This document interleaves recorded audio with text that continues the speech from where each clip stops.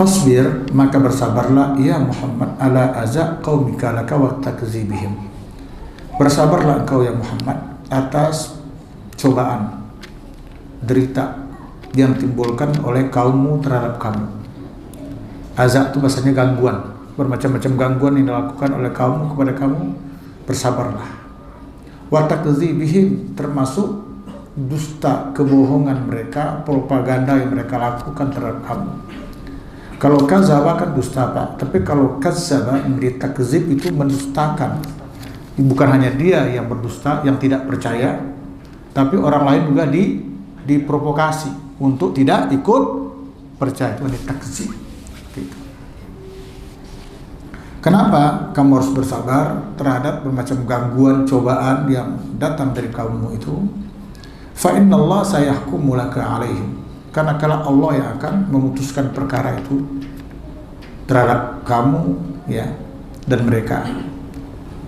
Nanti, ya, di dunia ini ya seperti itu keadaannya. Tapi nanti Allah akan memisah. Yahkum tadi memutuskan hukum, nanti akan memisah mana yang batil, mana yang hak, itu kan bisa.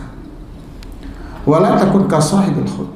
Dan kamu menjadi seperti, ya, Yunus, Nabi Yunus bin Matta. Dikatakan hina zahaba mughadiban ala qaumi, ketika dia pergi meninggalkan kaum itu dalam keadaan emosi, marah. Ya, marah. Nah, sebenarnya Yunus alaihissalam itu kan belum diperintahkan oleh Allah untuk meninggalkan kaumnya. Di situ kesalahan dia kan di situ. Tapi dia sudah emosi duluan, udah gak kuat, gak sabar, akhirnya pun dia pergi meninggalkan kaumnya, meninggalkan jamaahnya. Lalu naiki kapal. Nah, udah tahu kita ceritanya seperti apa gitu kan. Yang pada akhirnya dia harus dicampakkan ke laut itu. Begitu hukum yang berlaku di waktu itu.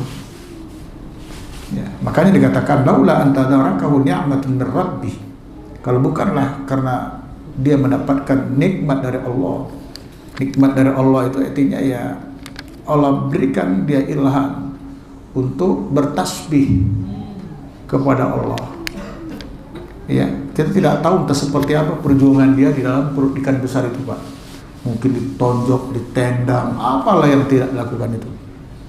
Tetapi tidak membuahkan hasil. Pada akhirnya dia sadar. La ilaha illa anta subhanaka inni kuntu minadh dhalimin. Nah, yang poin pertama itu adalah tauhid. La ilaha illa anta, tauhid. Itu besarnya nilai tauhid. Yang kedua, ya, subhanaka, ada tasbih. Tasbih, dia mengkuduskan Allah, mensucikan Allah. Tapi yang paling hebat itu adalah i'tiraf. Dia menyadari kesalahan dia. Inni kuntu minadz zalimin. Aku adalah orang zalim ya Allah.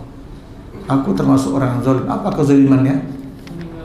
Meninggalkan kaumnya sebelum ada perintah. Lut alaihissalam pergi meninggalkan kaum ini kan sudah diperintah Allah cepat berjalan sebelum datang waktu subuh. Nuh mengendarai naik kapalnya juga atas perintah Allah. Jadi semuanya berangkat sudah dengan perintah Allah. Yang paling dekat kita Rasulullah SAW. Rasul itu hijrah itu atas perintah Allah. Itu semuanya. Tapi untuk Yunus alaihissalam di waktu itu dia mendahului. Nah, ini banyak ibrahnya nih, bahwa marah tidak menyelesaikan masalah nih, pelajaran untuk kita ini. Dia kan marah kan, dia marah, dia merasa tidak diapresiasi, merasa tidak dihormati oleh kaumnya, marah dia, tidak dianggap, bahasa kita itu tidak dianggap, hilang tuh emosi, sabarnya. Yang tumbuh adalah emosi. Dia pun pergi dengan sumpah serapahnya kepada kaumnya. Marah betul dia. Makanya di dalam surat lain yang diangkat oleh Al-Hafiz Ibnu Katsir adalah surah Al-Anbiya. Dikatakan ketika itu, ya, fa hina izin nada fil zulumat. Di saat itu dia pun berdoa kepada Allah dalam kegelapan. Bagaimana enggak gelap dalam perut ikan. dia membaca la ilaha illa anta subhanaka inni kuntu minaz zalimin. Itu surah Al-Anbiya 22 ayat 87. Lalu pada ayat berikutnya 88-nya fastajabna lahu. Kami ijabahkan tasbih doanya Nuh itu kata Allah. Wa najainahu minal gham, dan kami selamatkan dia daripada keadaan yang mencekam itu.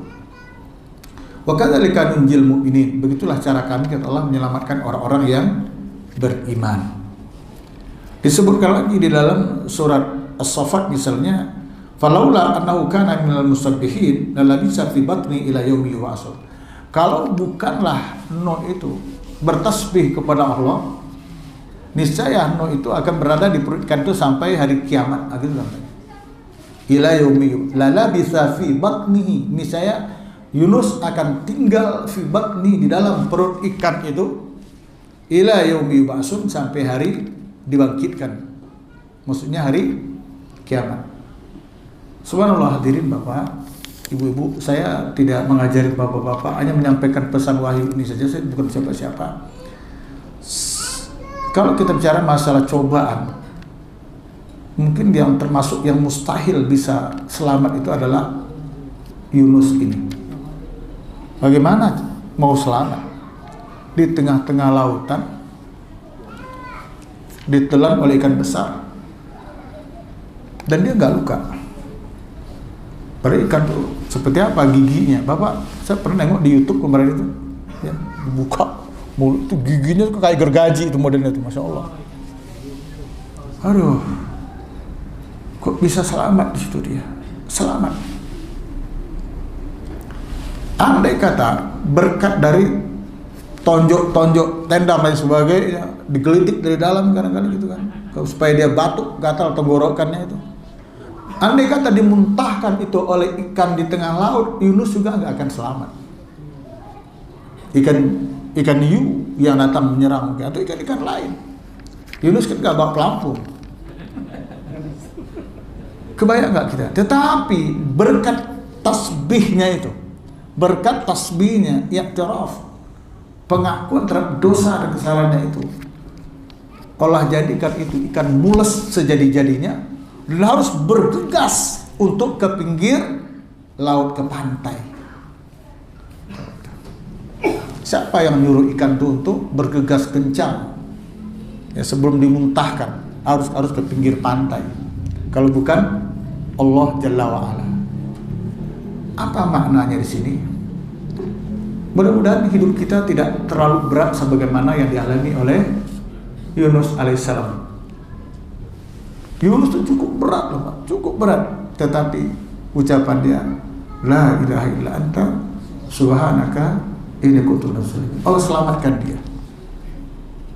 Kata Allah gitu, kalau bukanlah karena dia bertasbih kepada Allah, niscaya dia akan terus itu dalam berikan sampai yaumul kiamah.